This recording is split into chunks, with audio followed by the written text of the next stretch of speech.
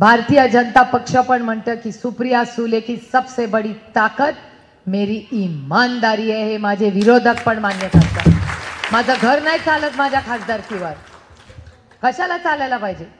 आणि मी माझ्या नवऱ्याला सांगितलंय, नवऱ्याचं काय काम इकडे? आमचं लग्न म्हणजे आतिक्या खंडाला, खंडाळ्याच्या खाली नवरा आणि वरती तुम्ही, त्याचं काय इकडे तिकडे जाय? कशाला माझ्या नवऱ्यानी? तुम्हाला असं पाहिजे की माझा नवरा येऊन भाषण करेल, चालेल का? पार्लमेंट मध्ये नवरा जाणार आहे का मी जाणार आहे? नवऱ्यानी कॅन्टीन मध्ये बसायचं, माझा नवरा येत नाही, पण ज्या नवऱ्याला उत्साह आहे ना त्यांनी यायचं पार्लमेंट मध्ये, बायको आत गेली की कॅन्टीन मध्ये बसायचं पर्स घेऊन। चेष्टा नाही करत, आय एम सिरियस, मी चेष्टा करत नाही आहे। पार्लमेंट मध्ये नोटपॅड लागतो मॅडम, पर्स नाही लागती। मा पर्स मध्ये कुठे पैसे देणार आहोत? तिथे नोटपॅड आणि पेन किंवा आयपॅड लागतो आणि मग पार्लमेंट मध्ये जाता येतं। आणि नवऱ्याला त्या एरियामध्ये तिथे कुठे अलाउड नसतं, कॅन्टीन में बैठो। मग तुम्हाला कसा पाहिजे खासदार? जो तिथे बोलणारा पाहिजे का नवरा बोलणारा पाहिजे? सदानंद सुळे चालतील का? सदानंद सुळेंना पाठवते, भाषण करतील, द्याल का मला मत? कुणाकडे बघून मत देणार, मी का सदानंद सुळे? जाणार कोण तिथे? त्याच्यामुळे विचार करून मतदान करा। कितीही सदानंद सुळेंनी उत्तम भाषण केलं तरी शेवटी पार्लमेंट मध्ये मला जाऊन बोलायचं, विषय मला तिथे जाऊन मांडायचे आणि तिथे लढायचं पण मलाच आहे। तिकडे तुमची ही महागाईचे बोलताय ना तुम्ही, महाराष्ट्रामध्ये 48 खासदार आहेत, 10 विरोधातले, 38 त्यांच्या बाजूचे आहेत। 38 पैकी एकाने तरी 5 वर्ष महागाईचा म तरी काढलाय का? चुपचाप बसतात आणि तिथे फक्त त्यांच्या प्रधानमंत्र्यांचं कौतुक करत बसतात। त्यांचा महागाईशी काही संबंध नाही, बेरोजगारीशी काही संबंध नाही, कोयता गँगशी काही संबंध नाही, वारज्याच्या ट्रॅफिकशी काही संबंध नाही, सिंहगडचं मेट्रोचं काम नाही झालं तरी काही संबंध नाही। ते आपलं जय जयकार करत बसणार तिकडे। आणि ते पण सांगितल्यावर, इशाराला टाळी वाजवा की टाळी वाजवा, उभं म्हणला की उभं। बस हम लोग ऐसा नहीं करते, आम्हाला ही लोकशाही आहे, दडपशाही नाही चालणार।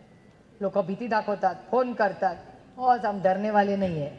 आरेला आम्हाला कारेही म्हणता येतं, पण आम्ही म्हणत नाही आहे, कारण का आम्ही प्रभू श्रीरामाचं नाव नुसतं घेत नाही, मी मर्यादा पुरुषोत्तम रामाचं नाव घेऊन काम करते। त्याच्यामुळे मला माझी एक महिला म्हणून मर्यादा माहिती आहे। मी एक सुसंस्कृत मराठी मुलगी आहे, मी रामकृष्ण हरी आणि म्हणून रामाचं नाव माझ्या तोंडात असतं। हरिमुखे म्हणा, हरिमुखे म्हणता ना, मग हरीचं नाव जर मुखात असेल तर चुकीचं बोलालच कसं? बरोबर आहे ना? प्रियांकाने अप्रूव्हल दिलंय मला की माझं भाषण बरोबर चाललं। त्याच्यामुळे ह्या वेळीस मतदान करताना विचार करून मतदान करा, कुणाला तुम्ही मतदान करता। जर तुम्ही ही तुतारी कसली, ती तुतारी, ही तुतारी एक नांदी आहे। कशाची नांदी आहे? ही भ्रष्टाचाराच्या विरोधातली नांदी आहे, ही महागाईच्या विरोधातली नांदी आहे, ही बेरोजगारीच्या विरोधात आम्ही लढणार आहे त्याची नांदी आहे। आणि 3 कार्यक्रम घेऊन आम्ही कामाला लागलो, सेवा, सन्मान आणि स्वाभिमान।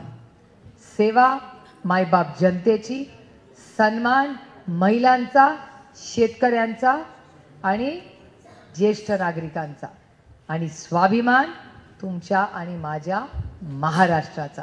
त्याच्यामुळे आपला जे काही भूमिका आज आहे ही महाराष्ट्रासाठी आहे। आणि दिल्ली समोर आजपर्यंत महाराष्ट्र कधीही झुकलेला नाही, त्याच्यामुळे मी छत्रपतींचं नाव घेऊ शकते। जे आता छोट्या छोट्या कामासाठी दिल्लीला पळतात ना, तुमको छत्रपती का नाम लेने का अधिकार नाही। त्याच्यामुळे ही तुतारी आहे, ही सेवा, सन्मान आणि स्वाभिमानाची आहे। आणि मी एक स्वाभिमानी मराठी मुलगी आहे। तुमच्या आशीर्वादामुळे दिल्लीत माझा नंबर पार्लमेंटमध्ये पहिला येतो आणि ते मार्क माझे वडील देत नाहीत मला। मी पार्लमेंटमध्ये जेव्हा उभी राहते तिथे मार्क देणारे भारतीय जनता पक्षाचे असतात। कॉपी करके फर्स्ट नहीं आती, मैं खुद के जिम्मे पे आती हूँ। आणि मी का लढते? कारण का माझा प्रयत्न आहे की जर एक सुप्रिया पवारांच्या सुळेंच्या घरातली या भ्रष्टाचाराच्या विरोधात लढली तर प्रत्येक घरामध्ये एक सुप्रिया असेल जी सगळ्या या चुकीच्या गोष्टींना नाही म्हणेल। आपण एकीमेकीला साथ देऊया। आणि तुम्हाला भ्रष्टाचार चालतो का? मला नाही चालत. कशासाठी? कुणाचे पैसे आहेत? आणि म्हणतात ना विकास केला, काय स्वतःच्या खिशातून पैसे दिले? आम्ही टॅक्स भरतो, त्या पैशातून विकास होतो. कोणी स्वतःच्या खिशातून मी हे केलं, मी ते केलं, ओ वा वा वा. तुमच्या घरातलं सांगा, इथलं सांगू नका. तुम्ही इथले सेवक आहात, आमच्या डोक्यावर नाही बसायचं. तुम्ही जे काम करताय, मी तुमची लोकप्रतिनिधी आहे. तुम्ही म्हणाल ते मी करायचंय.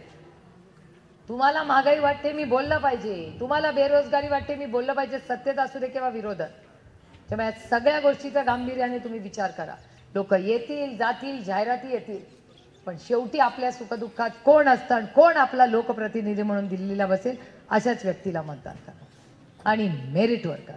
मी आता जी मतं मागते ती मेरिटवर मागते आणि मी मतं मागते. सदानंद सोळेला मतं मागायला फिरवत नाही. गाववाडी वस्तीवर मी फिरते आणि असंच असलं पाहिजे. तुम्ही कोण नोकरीवर जाता का? इथे कोणी तुम्ही कुठलं काम करता? घरकाम करता. जाईल का नवरा तिकडे घरकाम करायला? तो वेगळं काम करतो ना, तो लुडबुडतो का तुमच्या कामात? तुम्ही त्याच्या कामात नाही आणि त्याच्यात. तसंच असलं पाहिजे. माझी पण खासदारकी माझी आहे, माझ्या नवऱ्याची काय लुडबुड करायची गरज नाही. बरोबर आहे की नाही? तुम्ही जेव्हा चपात्या लाटता, सगळ्यांकडे जाता, तेव्हा नवरा येतो का लुडबुड करायला? तुम्ही त्याच्या लुडबुड करायला जाता का? हा, त्याच्यामध्ये सदानंद सुळे तुमचं आमच्यासारखं ते माझं सदानंद आतिक्या खंडाला त्यांनी मुंबईतलं करायचं आणि मी इथलं बघायचं. खरंच आहे. कारण का अशाच व्यक्तीला मतदान करा जो स्वतः पार्लमेंटमध्ये उभा राहील आणि तुम्हाला न्याय देईल. आणि माझा तुम्हाला ट्रॅक रेकॉर्ड माहिती आहे. आणखीन एक सांगते, मग लोक म्हणतील परिवारवाद. माझा परिवारवाद नव्हता. मी जेव्हा लोकसभा मी 2009 मध्ये पहिली लढले. काका चव्हाणांना विचारा, 2 वर्ष आधी मी दौरे करत होते की नाही. 2 वर्ष मी मतदारसंघ पिंजून ह्यांच्या सगळ्या, मला कुठे माहिती होतं डायरी काय आणि सिंहगड काय. सिंहगडावर पिकनिकला जात होतो, कोण ओळखत होतं कोणाला तिकडे? डोंजे कुठे कुणाला माहिती होतं? कुठल्या तरी लग्नाला गेले एवढंच माहिती होतं. मी इलेक्शन लढायच्या आधी 2 वर्ष बारामती लोकसभा मतदारसंघातलं गाव वाडी वस्ती फिरले होते ह्यांच्या सगळ्यांच्या मदतीने. कारण अहो लोकप्रतिनिधी आहे मी. कॉपी करून पास नाही होणार. नवऱ्यानी पेपर भरायचा आणि मी पास व्हायचं. अरे सुप्रिया सुले खुद करूंगी और खुद पास होगी, खुद के मान्यते. त्याच्यामुळे या सगळ्या गोष्टीचा गांभीर्याने विचार करा. लोक येतील, ऐकायचं, जनाचं करायचं. त्याच्यामुळे तुम्ही स्वाभिमानी मुली आहात, महिला आहात. मुली म्हटल्यावर सगळ्यांनाच आवडतं. मी जरा महिला म्हटल्यावर काही चेहरे पडले,